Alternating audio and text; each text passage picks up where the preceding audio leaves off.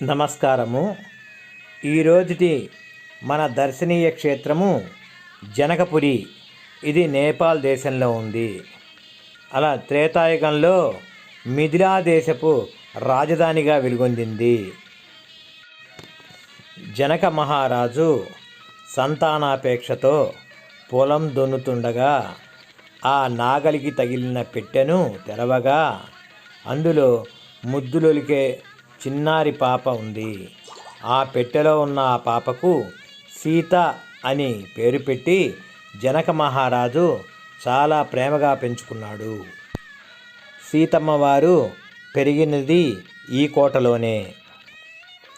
సీతమ్మ వారి దాహం తీర్చడానికి శ్రీరాముల వారు తన శరాఘాతంతో గంగమ్మని పైకి తీసుకొచ్చిన ప్రాంతం ఇది. ఈ జనకపురి మిథిలా దేశపు యొక్క ముఖ్య పట్టణంగా వెలుగొందింది. సీతమ్మ తన ఆట పాటలతో పునీతం చేసిన ప్రాంతము. ఇంకా అనేక విషయాలు తెలుసుకోవడానికి ఇంకా ఆలస్యం ఎందుకు? లైక్ చేయండి, షేర్ చేయండి, సబ్స్క్రైబ్ చేసి ఈ యొక్క వీడియోని పూర్తిగా చూడండి.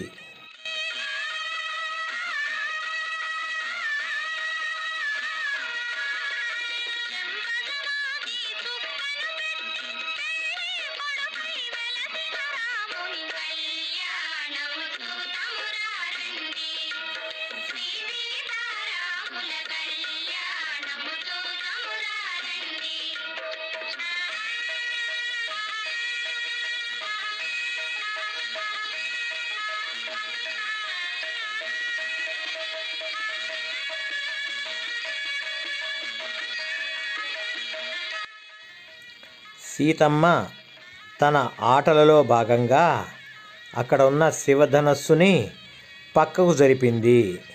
ఆ సందర్భంగా శివధనస్సుని కదిలించగలిగిన ఈమెకి శివధనస్సుని ఎక్కుపెట్టగలిగిన వాడే తగువరుడు అని జనక మహారాజు నిర్ణయించుకున్నాడు. ఆ శివధనస్సు ఇక్కడే ఉంది.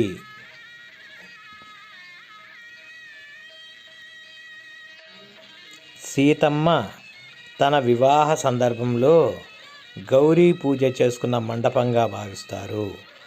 ఈ గౌరీమాత తను పూజ చేసినటువంటి మూర్తి.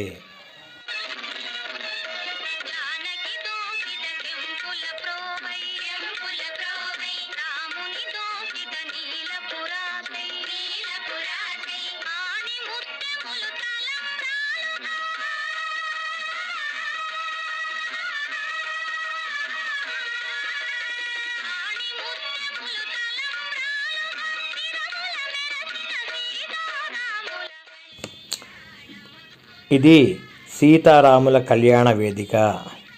వివాహమైన నవవధూవరులు ఈ కళ్యాణ వేదిక చుట్టూ ప్రదక్షిణాలు చేయటము ఇక్కడి వారి ఆచారము. ఇదే ఈ వేదికలోనే సీతారాముల కళ్యాణం జరిగినట్లుగా భావిస్తున్నారు.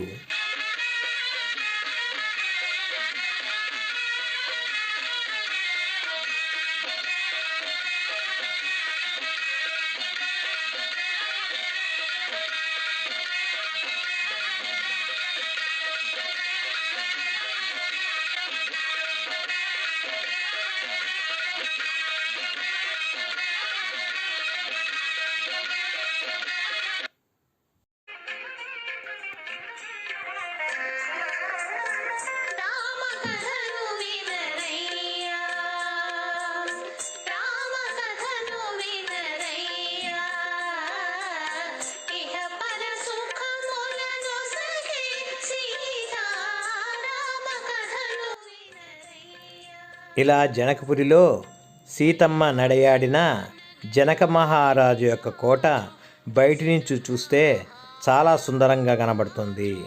చాలా అందమైనటువంటి ఈ యొక్క కోటలో సీతమ్మ పెరిగి పెద్దదైంది. ఇక్కడే ఆమె వివాహం కూడా జరిపబడింది.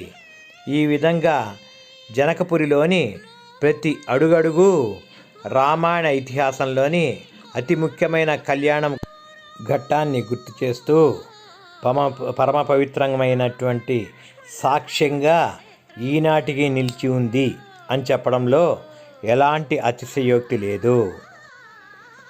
మనకు ఇక్కడి నుంచి అంటే దూరంగా నుంచి చూస్తే ఇది ఒక కథలాగా అనిపిస్తుంది. కానీ అక్కడికి వెళ్ళి చూస్తే ఇది వాస్తవము, రామాయణం జరిగింది అనేటువంటి ఒక విశ్వాసం మనకు ఏర్పడుతుంది.